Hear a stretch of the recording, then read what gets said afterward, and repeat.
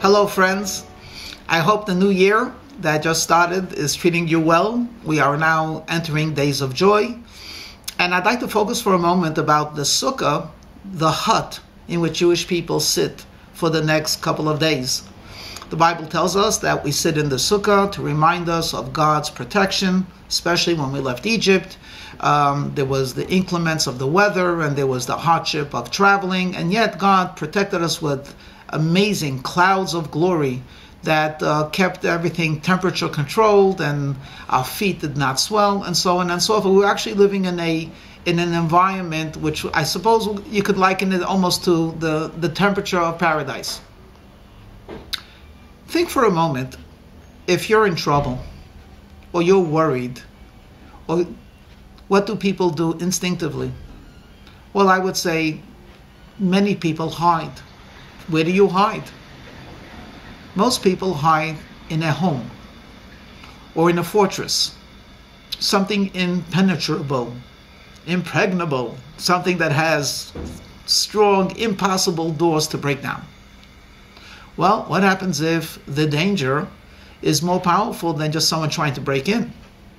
What happens if there's an explosion or a bomb? We say, well, let's just make that house underneath the ground.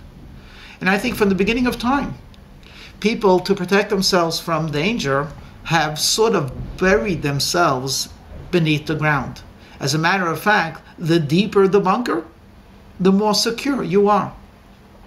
Until you get these amazing bunkers, which they made in the past and perhaps still exist today, which is supposed to be impervious to all kinds, even to a nuclear bomb. Don't worry, if you're there, you will be saved. And look how the Jewish people celebrate. We go out of our houses and we sit outside and we celebrate protection. You say, protection? You can't even put a lock on this sukkah, this hut. What protection from who? It's not from people. Most of the sukkot that people live in during the 7-8 days of Sukkot are actually quite flimsy. They do not offer a protection against the outside.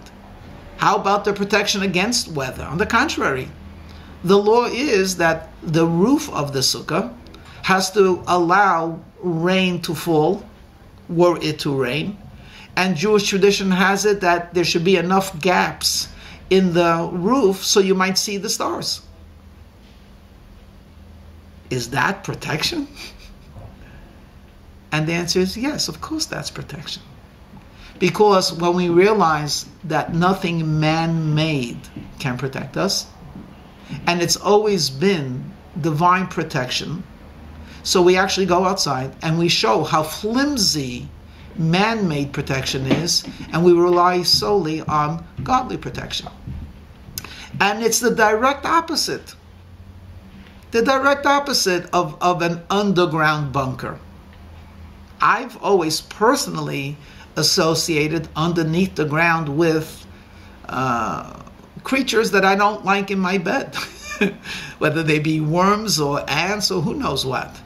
And certainly when we think about 6 feet under, that doesn't bring a cheerful smile to many faces. So why would I want to hide underground? I would much rather hide above ground because I have nothing to hide. I am secure.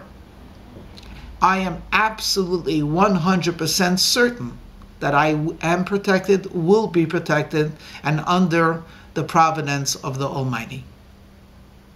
And that's why it's interesting how King David, even when he was pursued by his enemies, he said, and I will hide in God's tabernacle.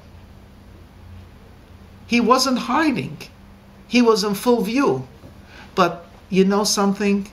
When a person says to himself and then says to others, I trust in my God, I am confident in my God, and I know that my God will protect me, there is no stronger, greater protection than that.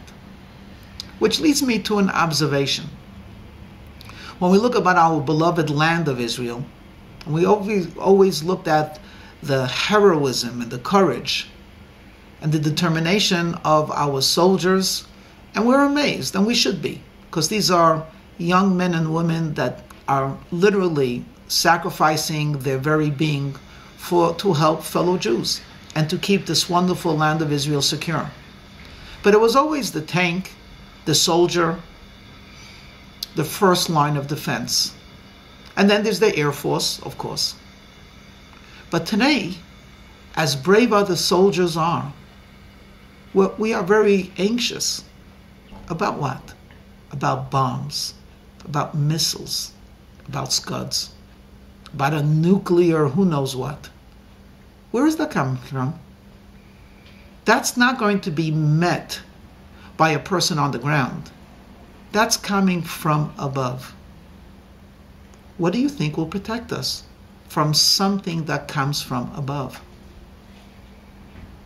Well, the same something that has always protected us, the one above, the creator of heaven and earth. But somehow, it's easy to forget that.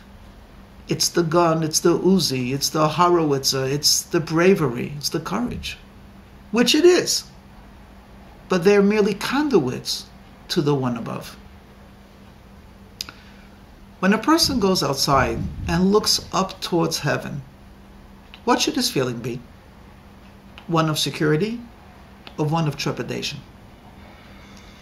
King David writes, when I go out and I see the stars, and I lift my eyes above, I'm aware of both the grandeur of God, the insignificance of man, but he's also aware of the greatness of man and that God cares about him.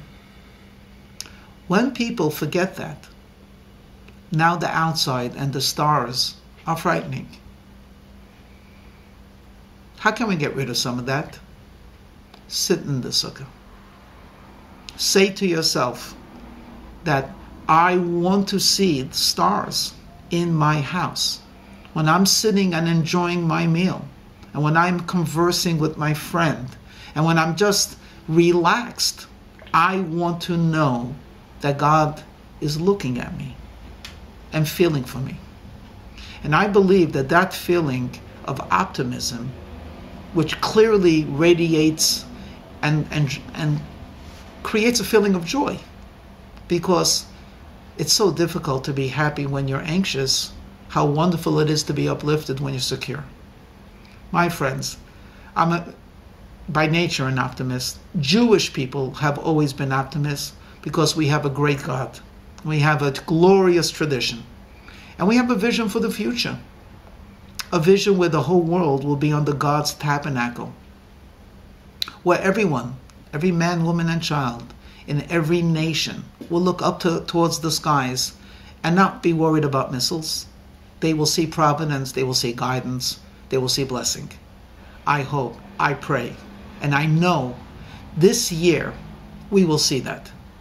Shalom, and my very best wishes to all of you.